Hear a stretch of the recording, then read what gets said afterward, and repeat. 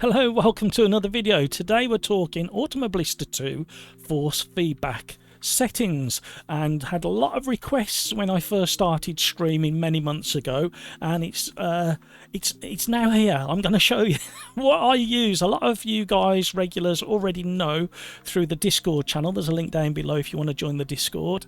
However, I'm going to show you on this video what I've been using for the last 18 months. So the first thing we're going to need to do is pop over to Reiza Studios forum. There's a link down below. Set yourself up a profile. It's free if you haven't already. If you have, click on the link. It'll bring you straight through to this page. A lot of the regulars already know this. So what you're looking for is, lower down on the page is a post by Daniel Kart in this thread all about force feedback. Read through these bits and pieces that he's put here, and then there's 4 descriptions, all to do with DD bases or belt driven bases and the strength of those bases. Pick one that closely matches your particular base, and then click on these links for which one you want. They're tiny little files. They take at least less than a second to download. Put it on the desktop, and then I'll show you where to put these any second now. Now, massive shout out to Daniel Kart, because I was happy with the default or the default plus force feedback until I stumbled upon this by Daniel Kart, and I think I was racing against GamerMuscle and somebody else at the time, and in GamerMuscle's chat came up, why don't you try this particular force feedback file? And since then I've never changed it back and tweaked it to this where it is now. So download the file, put it to your desktop. Before you change any settings and before you copy it anywhere, go through each of your settings, your driver settings, your game settings, and take a screenshot of those, save them to your desktop or to your computer somewhere. So if you don't like any of this, you can revert back. So I'll show you where to put the file next. Within Windows Explorer, you're looking for Documents, Automobilista 2.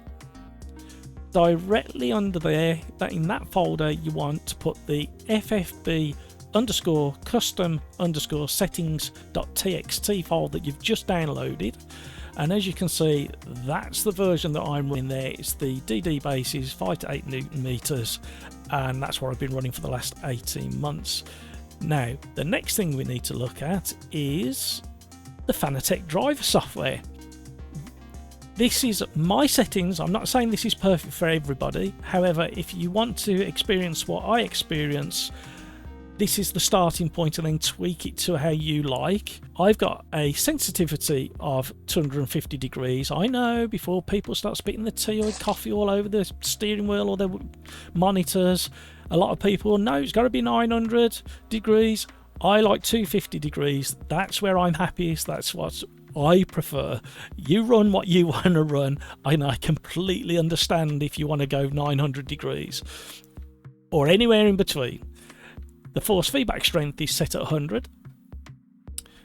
The force feedback scale is set linear.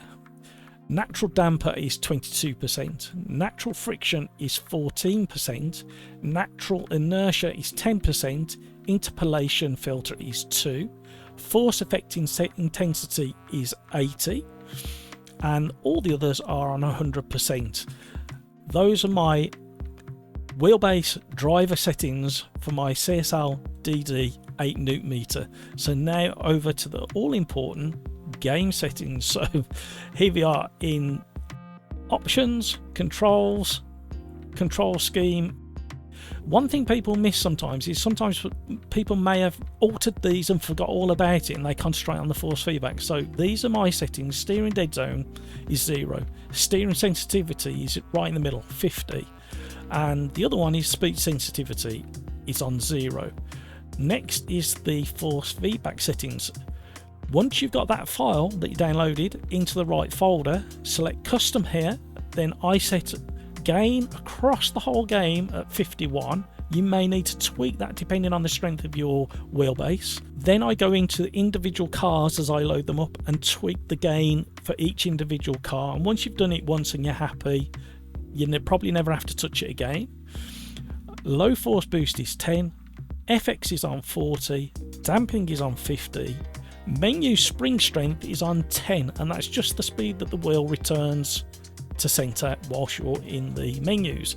Now, that's what I've been running for at least 18 months now, and if you try it and you're happy, fantastic. If you're not happy but you want to understand in more detail what each of these do, I highly recommend that you click on the link down below in the description and go to Sim Racing 604 YouTube channel and look at the video that I'm going to link down below. And Mike, wonderful Mike, talks you through each of these and what they do by zeroing them out and then tweaking them accordingly. So if you want to fully understand what each of them do, go and check out that link. If you made it this far into the video, I thank you from the bottom of my heart for all the support all the subscribers have given me over the many months. Consider giving a like, it really does help more than you realise. Consider subscribing, and also if you try these settings, let me know down in the comments if you're happy with these straight out the bag as I've shown you.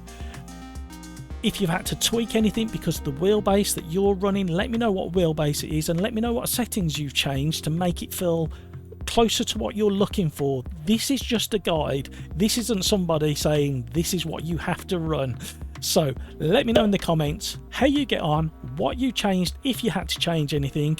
Don't forget to take screenshots of everything before you start changing so you can easily revert back to what you're currently running if you're not happy. And if you like to see the camera settings that I run in Automobilicity, click on this link here.